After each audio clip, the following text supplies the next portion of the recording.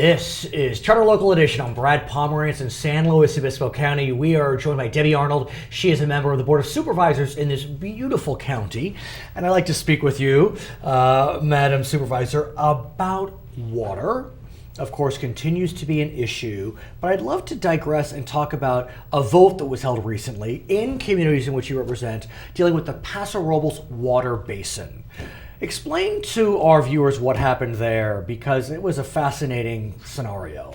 It was, and Paso Robles is not only our largest basin, but one of the largest basins in the western United States. So through the drought cycle, we had a proposal for a water district.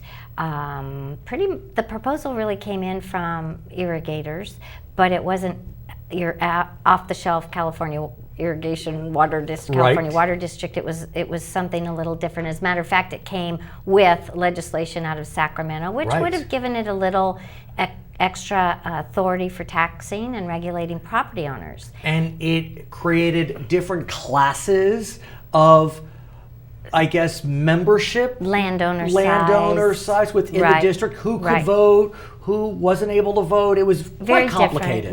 It would have created a elected board of 9, which is a large board for that population size, around 5,000. So in the end, I believe because there were so many non-irrigators that were included, thousands, that the voters turned down that opportunity. It got swamped. It did. It was swamped. Yes. I got to admit, I was surprised. Yeah, I didn't know what to think. I would have thought, given all the attention that has been paid to the drought, given the importance of water to Paso Robles, with the beautiful burgeoning wine industry, that there was a sense that we needed to do something. We know that the state is requiring groundwater management plans.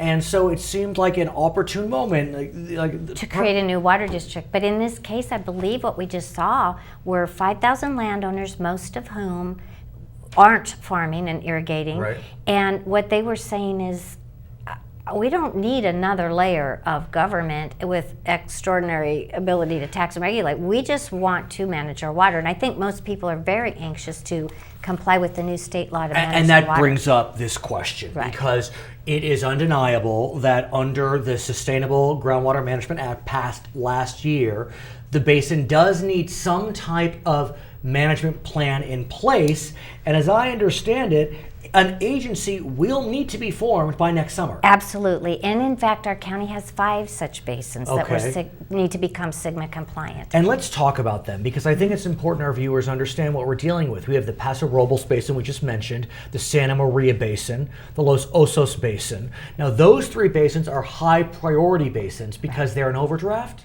Well, the critical status is one thing, but the high and medium priority has a lot of criteria. So it's not just about the water, it's population, it's economic value to the area, etc. So there's quite a few criteria, but yes. And then the medium priority, the San Luis Obispo Edna Valley, where a lot of wine is also developed, and the Cayuma Valley, which is also in Cayuma is a big carrot area. A lot of irrigation goes on there, and you have the carrots being grown down there. So and look, San Luis Obispo, agriculture is so critical to this county. And so, look, in a lot of ways we can talk about regulation. Is California overregulated? But look, even Texas regulates its groundwater. Exactly. And so it's a good thing, because we're seeing statewide, we're seeing groundwater basins being overpumped, and in some cases into subsidence and environmental damage. And let's think about that, because we can say the word subsidence, but I have seen pictures of subsidence.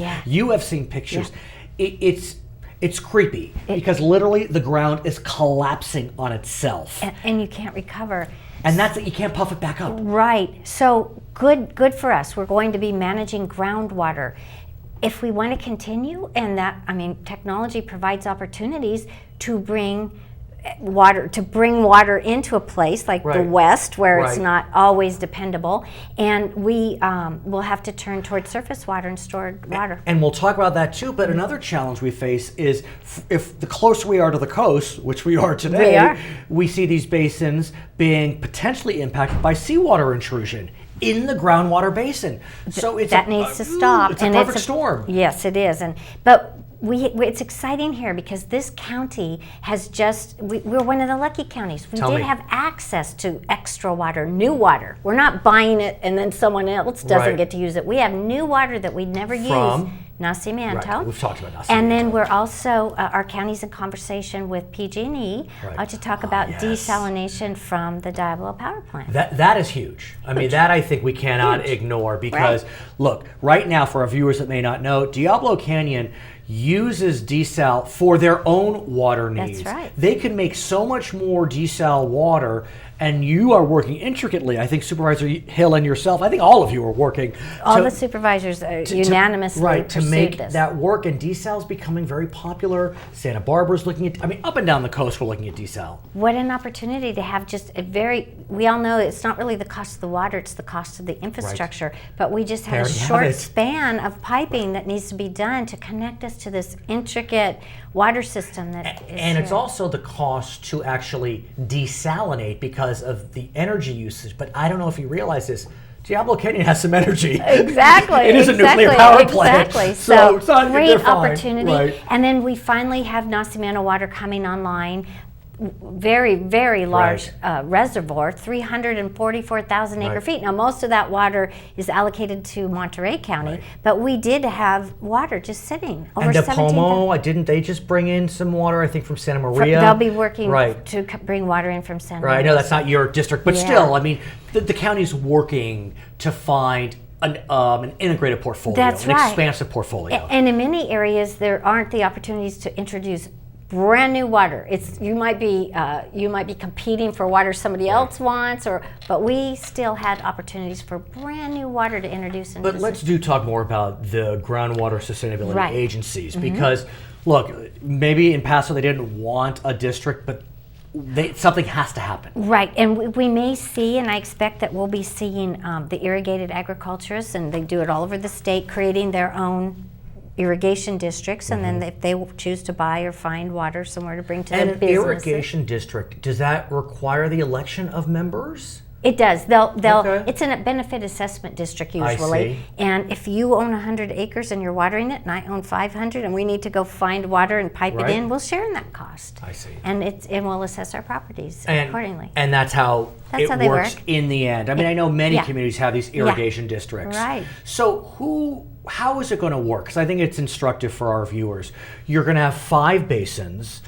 And do you anticipate 5 agencies? Each basin will get its own agency? I expect each basin may have multiple agencies or multiple entities sitting together, all the different users of water in each basin, so they'll all be a little bit different.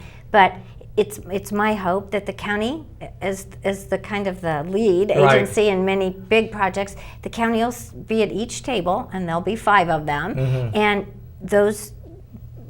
Paso will have several folks around the table. Paso Robles Basin even goes into Monterey County, so they'll be part of the talk. But how do we do this in such a way, if I may, Supervisor, where we're not playing into this notion that California, again, is over-regulating? Because in the final analysis, there needs to be a balance. That's right. And I think that in this case, we know that you have to have water to do the things that we're doing, and it has to come from somewhere. And as the West continues to develop and bring the water from elsewhere, we have to we're to a place now where we have to find that elsewhere before we can continue expansion, whether it's more towns and cities or it's more irrigation and farming. The water has to come, and it has to be a dependable source. So as we speak today, we're about a year out from this deadline.